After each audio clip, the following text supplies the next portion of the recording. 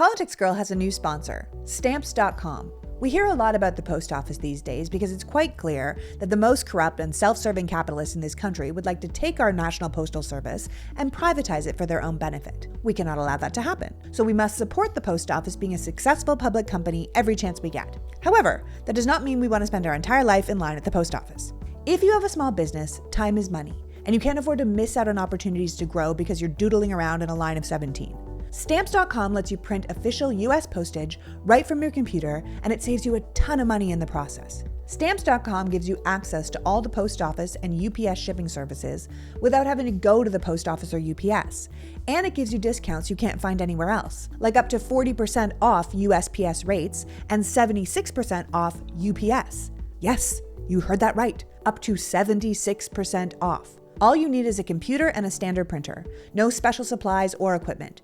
You can print official postage for any letter, any package, anywhere you want to send it. So stop wasting your time in lines and overpaying for shipping with Stamps.com.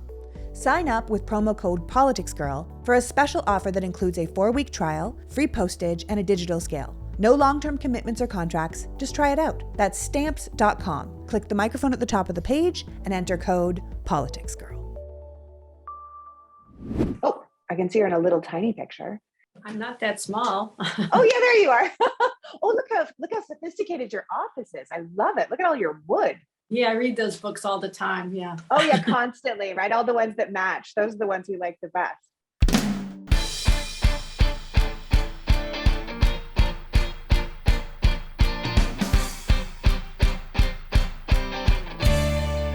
Hello, and welcome to the Politics Girl podcast. I'm your host, Lee McGowan. Let's get into it. This week's episode is a candid conversation with New York Governor Kathy Hochul. I realized that with all that's going on in the world right now, we were going to get through Women's History Month without a single powerful woman coming on to talk to us. And we couldn't have that. I mean, some feminist I would be. And since these past couple of years have brought so much attention to the role of the governor in our states, how much power they have to make and change laws unilaterally, how much damage they can bring or good they can do, how dangerous the wrong person in that job can be, I thought we should talk to a governor. Did you know that we've only had 45 women governors in the history of America? And we didn't have the first one until 1975. 19 states have never had a female governor. And of the 45 women who have held the role, 30 were elected, 3 replaced their husbands, and 11 became governor by succession, meaning they were the lieutenant governor first. 6 of those women went on to win full terms, which is what we're hoping our guest will do in November. Governor Hochul was the Democratic lieutenant governor of New York when Governor Andrew Cuomo resigned last summer after the multiple sexual harassment allegations against him made it impossible for him to continue in the job. Facing removal by the state legislature by impeachment, and with the Democratic establishment against him, Cuomo announced his resignation, and Kathy Hochul found herself accepting the role as New York State's 57th governor and the first woman to ever hold the post. At the time, Governor Hochul said Cuomo's resignation was the right thing to do and in the best interest of New Yorkers. In less than a year, Governor Hochul has gone from governor by default to leading gubernatorial candidate for November's election. But based on her background, perhaps that was always her path. Born and raised in a suburb of Buffalo, New York, Kathy attended Syracuse University, where she majored in political science and was the student body vice president. She went on to get a law degree from Columbus School of Law, and right out of law school took a job back in Buffalo as an aide for Democratic Representative John LaFalce, and then later for U.S. Senator Daniel Monahan. The mother of 2, Kathy took a step back from work to raise her children, and then returned to politics by joining her local town board, then as a member of town council, and then moving on to county clerk. In 2011, she ran for Congress and won a special election in New York's conservative 26th district and served until 2013, when her district was redrawn and she was essentially gerrymandered out of her seat. In 2014, she was chosen by Andrew Cuomo to be his running mate and was an incredibly successful lieutenant governor until 2021, when she took over as governor after Cuomo resigned. Governor Hochul is now considered to be the clear frontrunner for the 2022 election. In fact, she just received the Democratic Party endorsement and was introduced at the convention by keynote speaker Hillary Clinton, who said, "I've known Kathy for a long time, and I can tell you something everyone is learning. No one will work harder for the people of the Empire State. Every county, every community, she is a governor for all of us."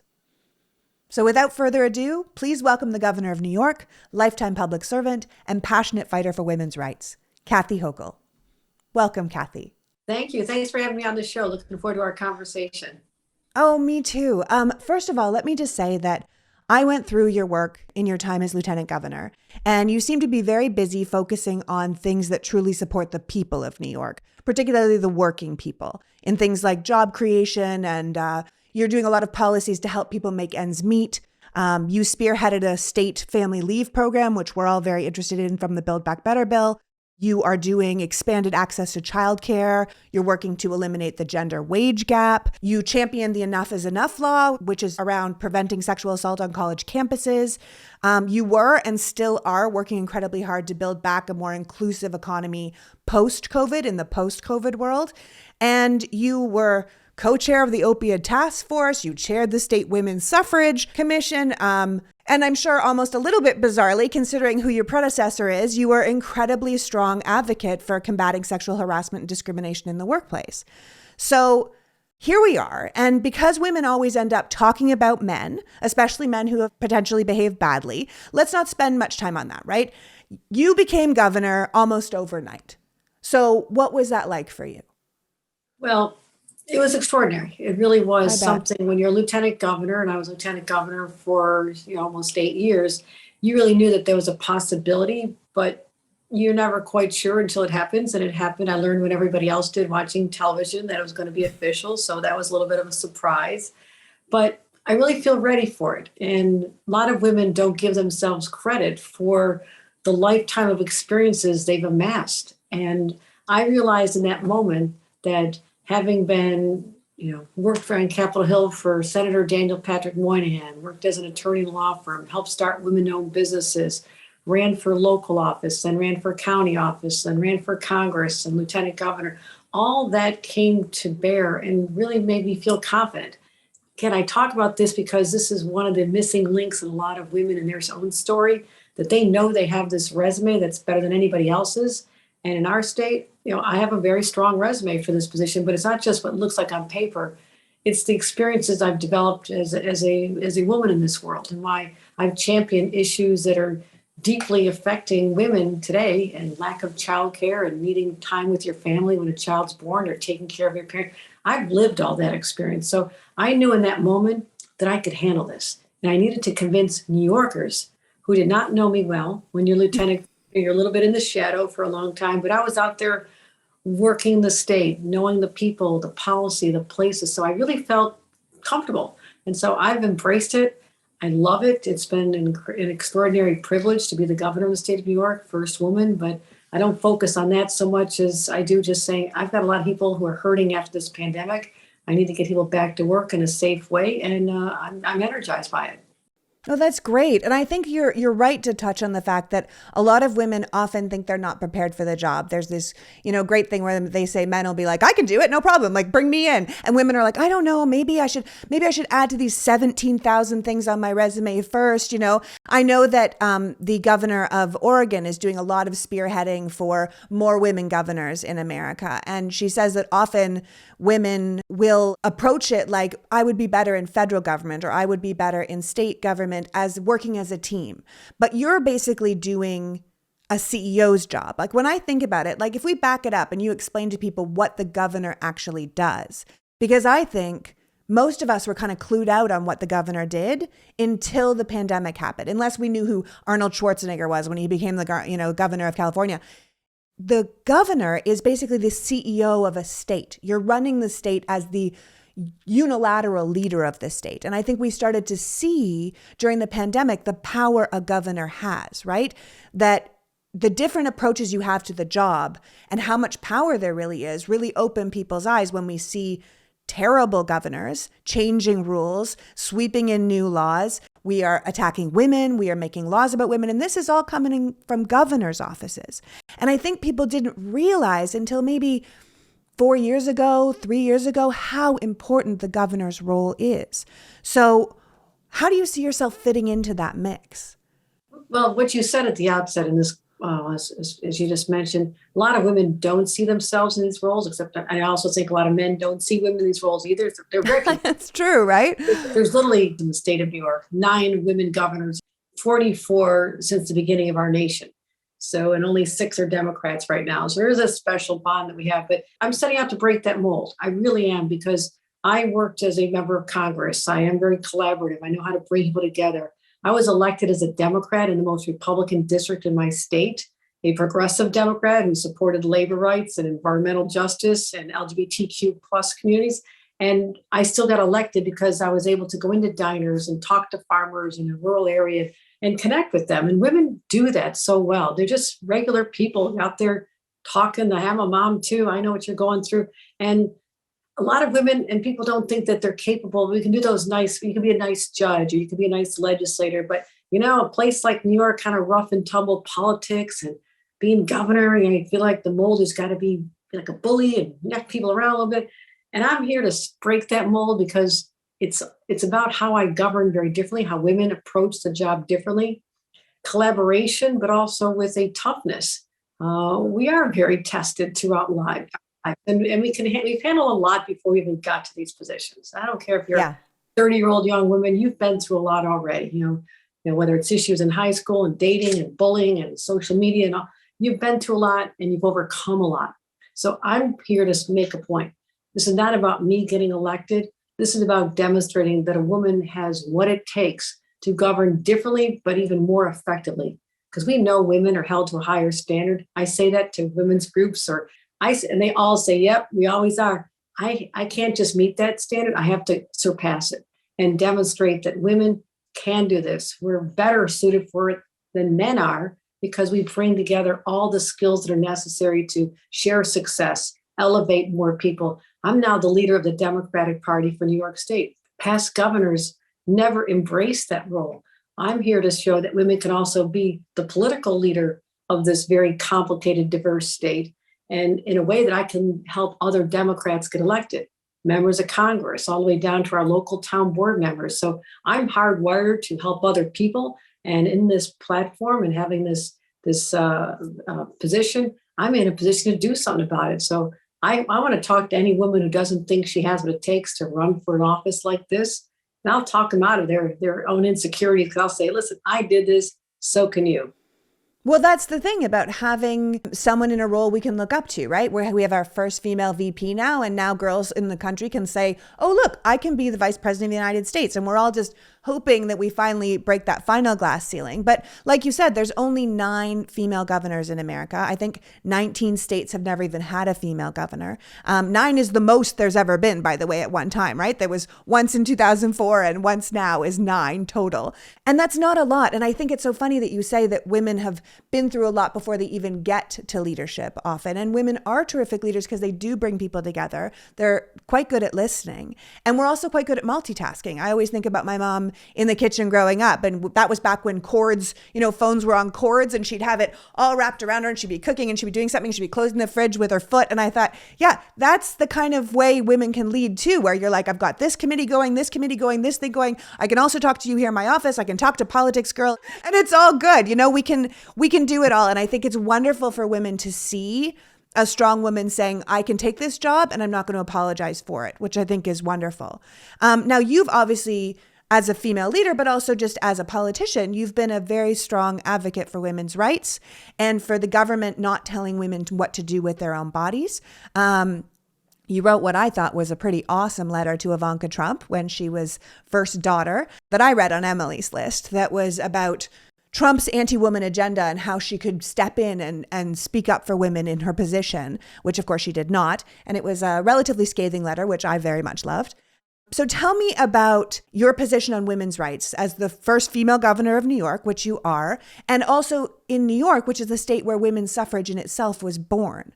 And I know that you feel a responsibility as the governor of New York to counterbalance some of the things that are happening right now, especially at the Supreme Court level, if we lose Roe in June, that New York will protect its women. That is exactly what we set out to do. We will do that. And you're right that the weight of history is on our shoulders because the torch has really been passed to us.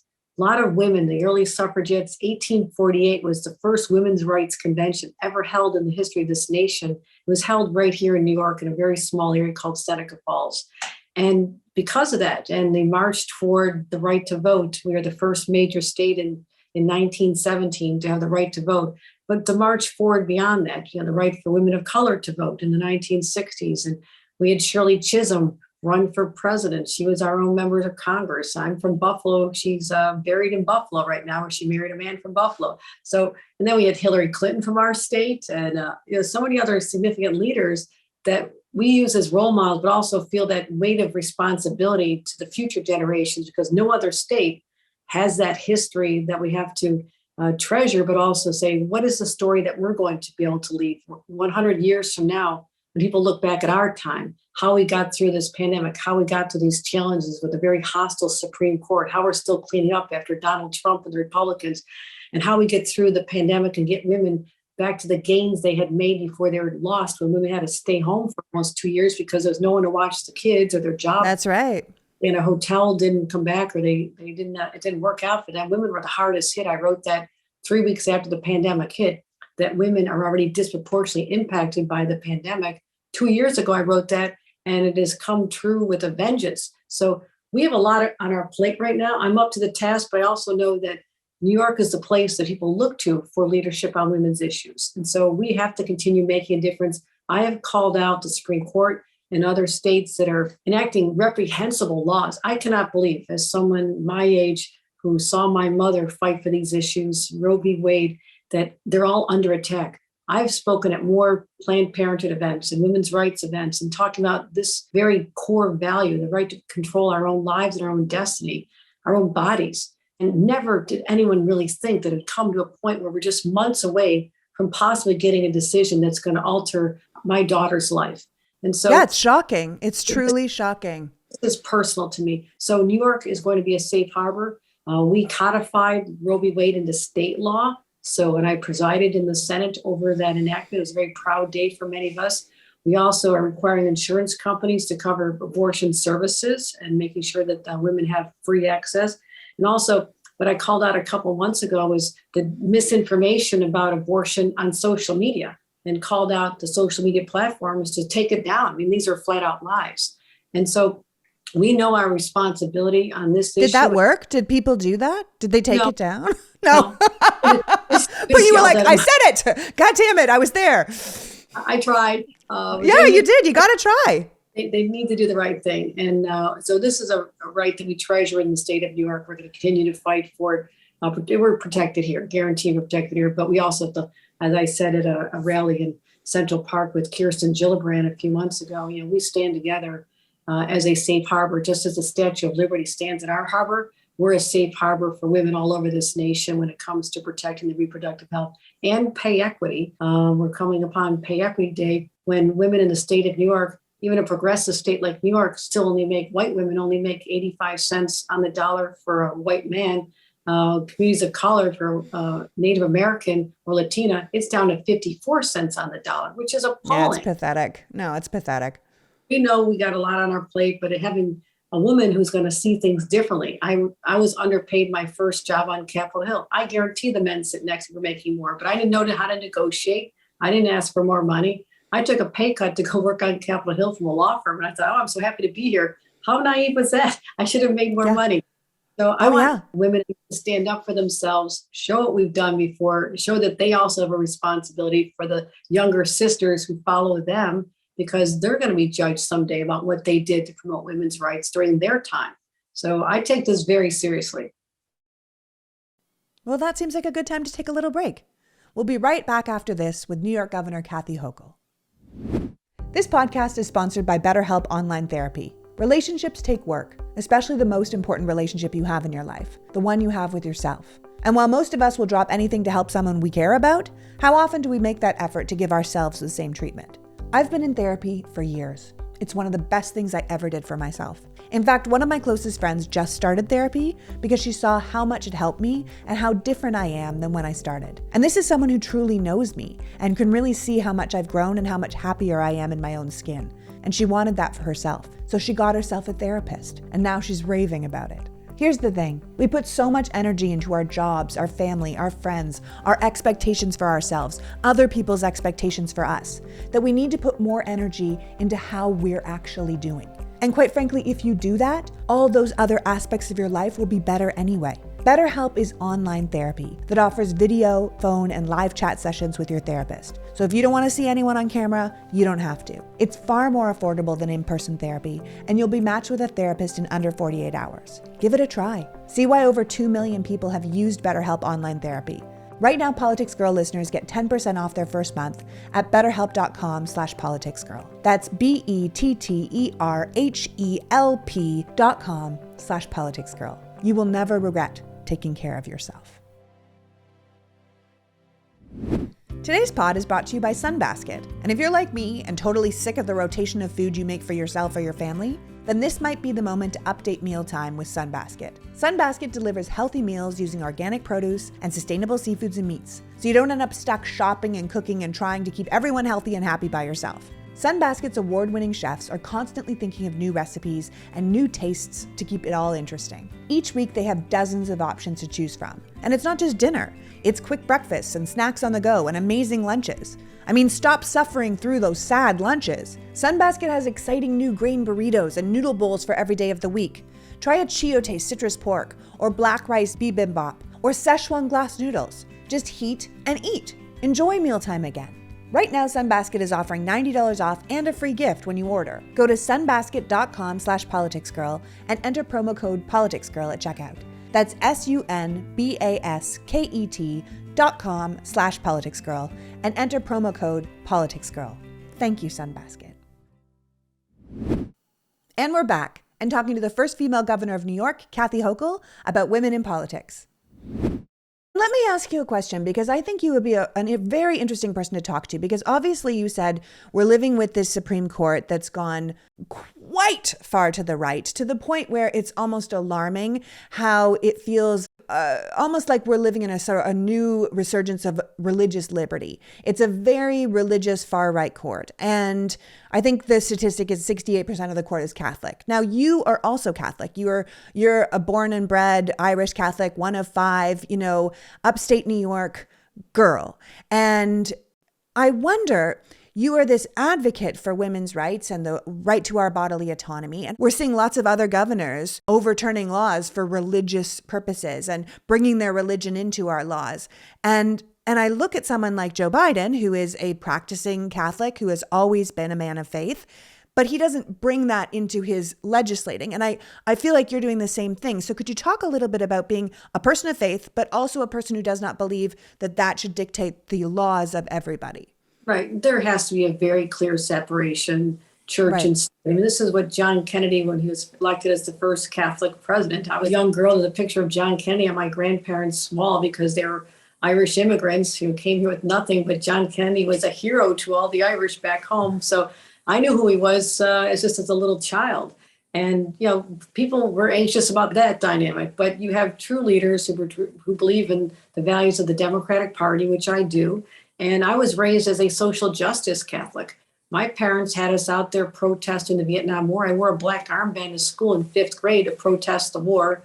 I marched for civil rights with my parents. I worked on environmental issues as a kid, helped start the first ecology club on Earth Day. So I was raised in a way that you're so ahead of the game. I'm like Forrest Gump. I've lived through everything that's out there. Your hair looks way better. Thank you. Taught me at the dinner table, what social justice was all about. And as a Catholic, we were called to act on that. My parents were involved in helping people with disabilities transition from homes, from their institution into homes. They live with us. My parents always had children from the inner city live with us. We had 6 kids, and there's always more kids around us. My mom and dad started up a summer day camp for the children of migrant farm workers that I worked at when I was in grade school to help my mom out.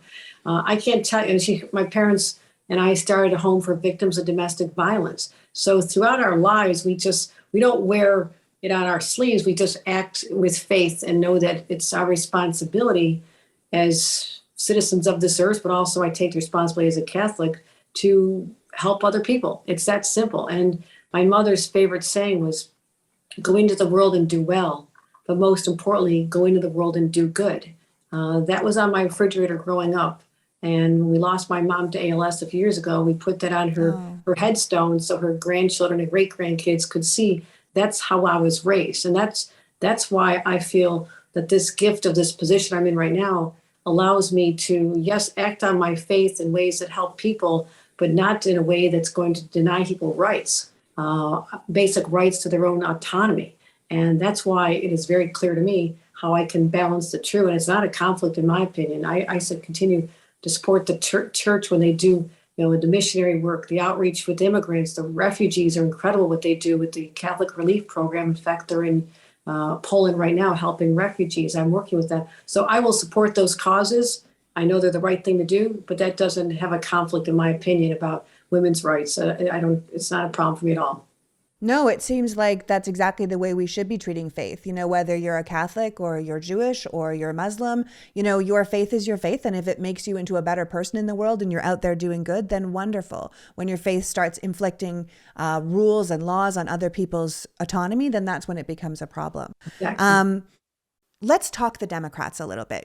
People can see that we infight. They can see that we're struggling. They can see that we're now trying to protect the vote even. There's this idea, and I've put it out there myself, that the Dems struggle with having fight, that we don't have enough fight, that we're not prepared to play in this hideous, dirty trick playing field the Republicans have laid for us. But I don't actually think we have no fight. I just think we have a messaging problem. So why do you think that it is that Democrats always end up on defense when our policies and positions are the ones that are really favored by the majority of the country? That is a question that we started asking ourselves back when I was a 20-something-year-old staffer on Capitol Hill. This was a problem back then too? No, this oh, Lord, you'd think we'd learn. This was Ronald Reagan's era, okay? This is how long it was.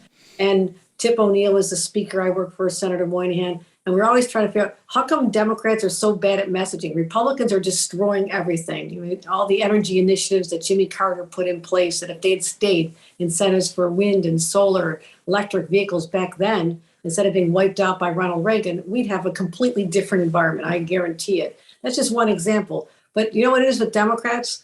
A lot of Democrats think they need to explain and give all the nuances of different policy. And there's this debate at our party on this.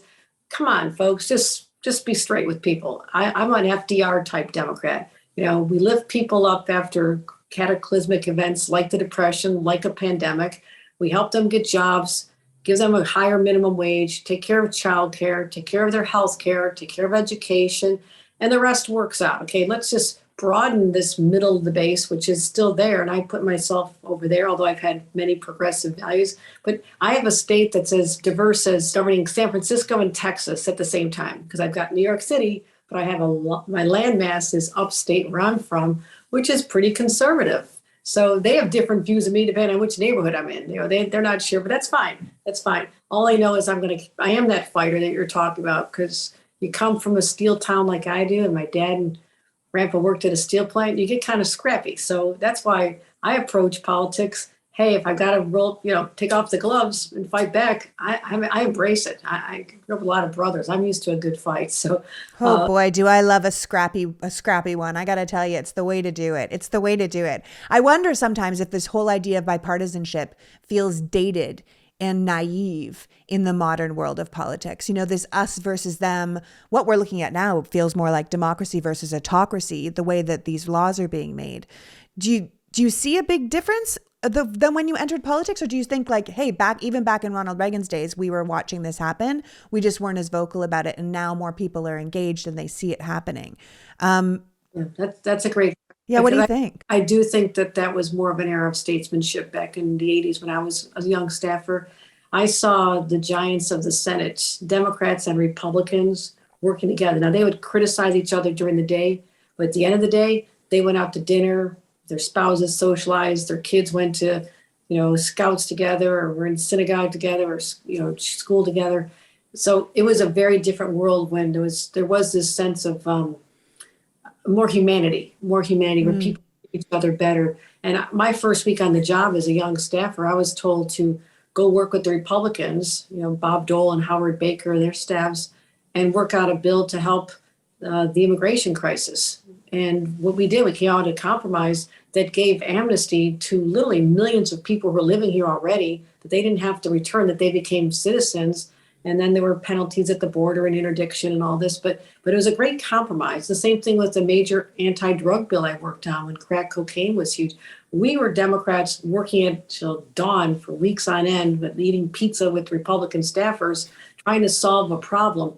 I'll tell you what I think is when it changed. If you want to know my because as a staffer, I thought this is how it is. Yeah, we fight a little bit, we work together. It's good for the country.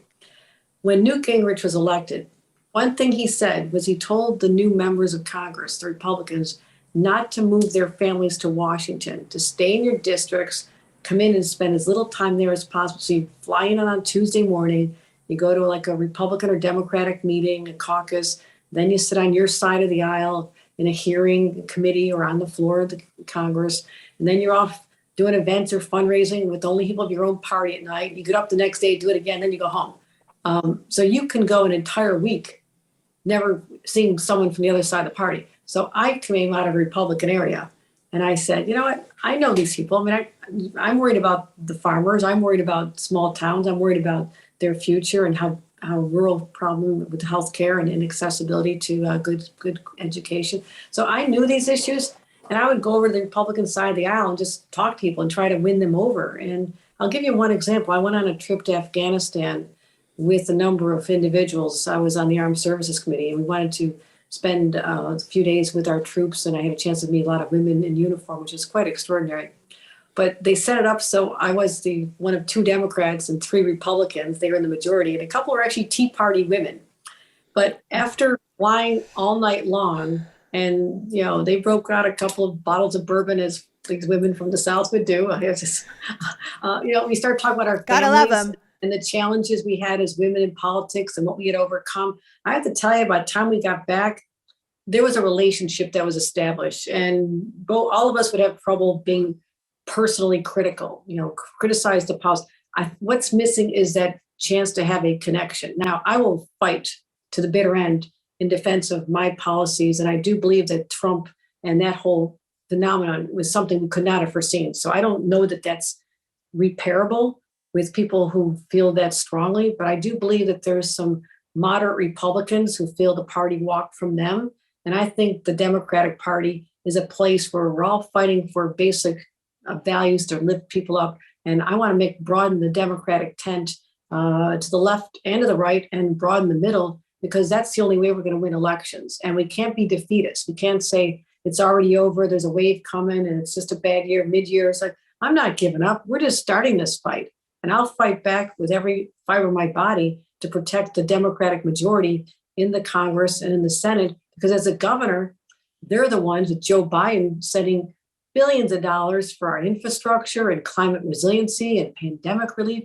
That doesn't happen under Republicans. And that's the story I'm saying out there. Republicans were in charge, we wouldn't have any of this money. We'd be struggling. So I'm going to continue giving credit to the Democrats in Washington, Joe Biden, Chuck Schumer, the majority leader, Nancy Pelosi, who I served with and had such an admiration for her. If it wasn't for them, we wouldn't have this. So vote for them, keep them in office. And I can do that.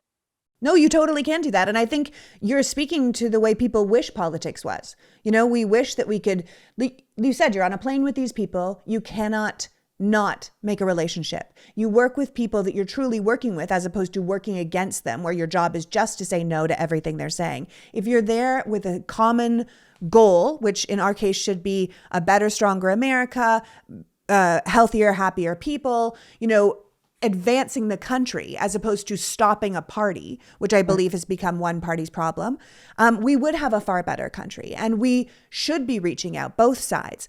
As you said, there's an entire wing of the Republican Party, the Trump part of the party, that maybe there is no middle ground with them. At this point, they're on their own path. And I'm not sure if we should spend too much of our time trying to reach across the aisle to them, because our arms are not 400 feet long. Do you know what I mean? They're too far away. But the rest of the people that have kind of kept their sanity amongst them, who really still believe in America and democracy and the American experiment, then I'm there with you. I'm willing to fight for that. And I do not think that we are a done deal for the midterms. I think that is absolutely bananas. And I actually think we have a very good chance, because I think people are fired up for democracy. They are not for these new policies that hurt children and hurt people in different communities and belittle and make people small. And this idea that we're going to minimize American children's education, what we even learn, so we don't feel bad. Of course, we should feel bad about things that happened in the past, not personally, but as a country, so we can learn and grow past it. And this idea that we're not going to teach children history is bananas, because where will America stand in the world if we're not even educating our children? So now I know you have to go. And I want to tell you that I have your back 100%. This is the kind of leadership that I'm hoping to see more in America.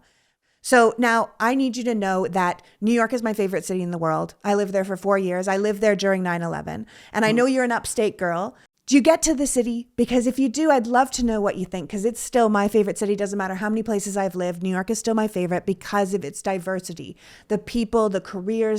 There are so many different kinds of people there. When I moved to Los Angeles, which is where I live now, I was so surprised that everyone sort of had the same career, wanted to be in the same industry, where I'd been in New York where everyone was all over the place. What is your feeling about the city and about New York in general? No, since I was lieutenant governor, I probably spent anywhere from 3 to 5 days a week in New York. So I'm a New York City resident as well, basically. So I know the city. I stay in a hotel right near my office, so I get to walk the streets. I have seen a transformation, and there has been so much pent up energy out there when people were zooming in their pajamas and wearing masks, feeling so disconnected from life, that we are back in a way that I could not have foreseen. Not everybody's back in their office, but they're certainly making time for brunch on Sundays and going to plays and hanging out with their friends at night, because our subway's packed during the off hours. So I think they're working from home, but they're coming in to enjoy the human connection that we lost. I've been on the stages of Broadway welcoming people, saying, thank you for being part of our comeback. This is great. We're getting more young people want to work in New York City. There's this reverse migration going on. We have more tech jobs in New York City. I'm sorry, Silicon Valley, but we're about to surpass Silicon Valley in the number of tech jobs. We blew past Boston a couple of years ago.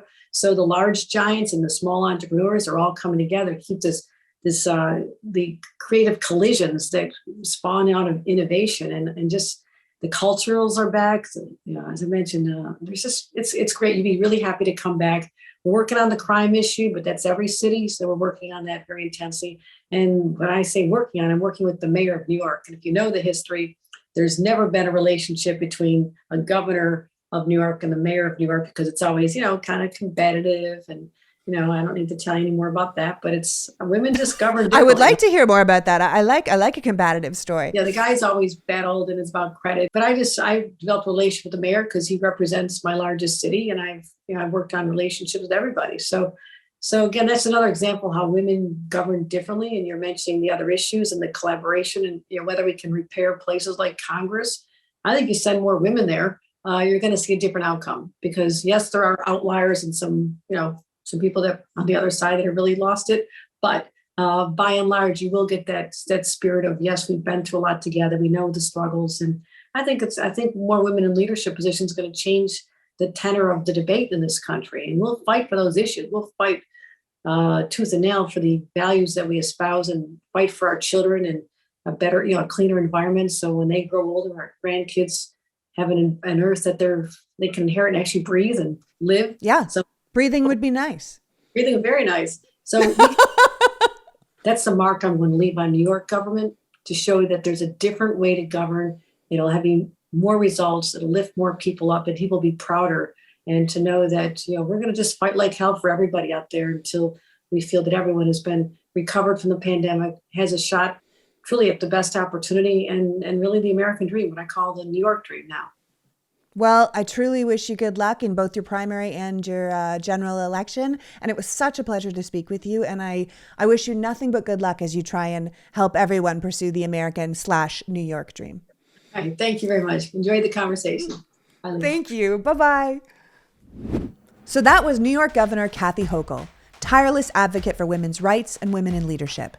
She stepped up to the plate when opportunity called, and she's clearly a big proponent of more women feeling the confidence to do the same. We both clearly believe that the Democrats must and can protect our majority, and that we need to reach out to anyone who believes in democracy and the American experiment to fight for our country's values that are currently under attack. Governor Hochul really appears to be the real deal. a leader who believes in listening and collaboration and learning from others. Someone who truly has had the good of other people in mind since she was a child, but who isn't afraid to take off the gloves and get scrappy if the moment calls for it. God, I love that kind of woman. Thank you to Governor Hochul for joining us today, and thank you for caring enough about democracy to be here. Now go out and make the world a better place. Until next week, PG out. The Politics Girl podcast is written and performed by me, Lee McGowan, in partnership with the Meidas Media Network, and produced and edited by Happy Warrior Entertainment. All rights reserved.